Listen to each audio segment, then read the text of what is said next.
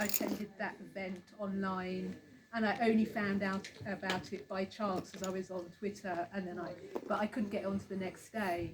And then I think you mentioned this, and I was saying to you, have you got the link? And that's how. Oh, was that yourself? Yeah, it was me. Okay, wonderful. So now I realise it was you I was talking to. Yeah. So it's just things like that, how as a community, as people, we get together so the message comes out. Yes. Because there should be more people here, because Yes. we talk about slavery, but it's far more insidious than that, because slavery hasn't stopped for us. That's right. We're still experiencing it today. We don't call it a slavery. We call it, the problems young people have with the police. It's how, the microaggressions we experience in the workplace. So it's far more deep. It's like it's in the core of us, in the core of how we're treated. So, yeah, I think it's something that more people, it needs to be communicated better. More people need to be involved, and have a say and an understanding, because it's very complex.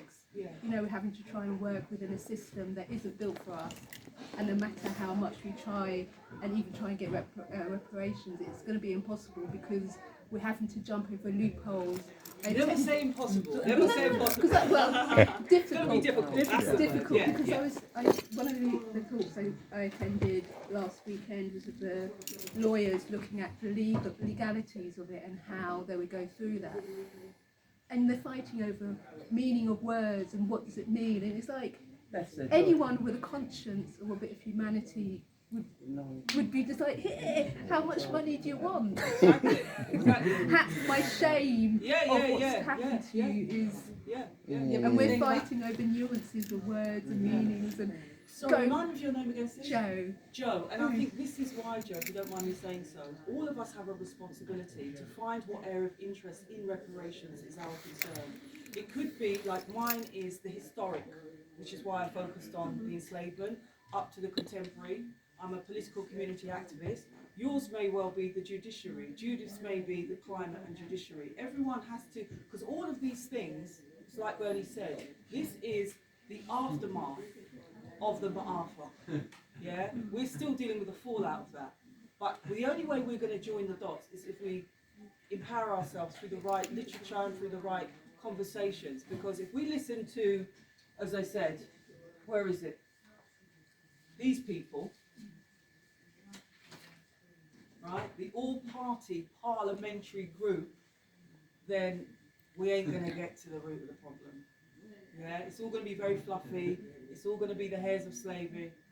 It's going to be the Wilberforce revisited. It's going to be all that kind of stuff. It's for us to take our responsibility to talk our truth and our narrative. And we've got Toyin now. He's a doctor. We've got Professor Marimba Annie. We've got Marcus Garvey. I mean, we've got so much that they don't want us to know about. That is there, but we're going to have to form our study circles. We're going to have to form our reparations circles. As I said, RTAG is there. If anyone wants to join into one of those 5 areas of interest, we've got to make it happen. Otherwise, they're going to run away with their sponsors. I mean, these people just jumped on literally the last 2-3 weeks. I mean, we've got here Joseph Rowntree. I don't recall seeing them in Brixton a decade ago. Who else have we got? Operation Blackbird. Quakers. I don't recall seeing the Quakers in Windrush Square a decade ago marching. Unfellows.org, I don't know who they are. I don't recall seeing their banner in Brixton ever. And this is the one that really puzzles me, but it's conveniently really blurred out. This is the Marcus Garvey Trust. Marcus Garvey Legacy Trust. And when I Googled them, it was a Facebook group. But they're one of the sponsors. So in other words, we're going to have these people pop up talking about reparations. So it's so important that we know what we're talking about, and we've got the information there. We just need to know how to get to it, and we then have to do something. That's why I've got a call to action. Everyone's going to get one of these. I hope you don't mind, people. But this is a reparations resources list. I've included the Ma'afa film because I think it's an important watch. I've included Robin Walker. I've included a historical report under culture, the Rastafari movement.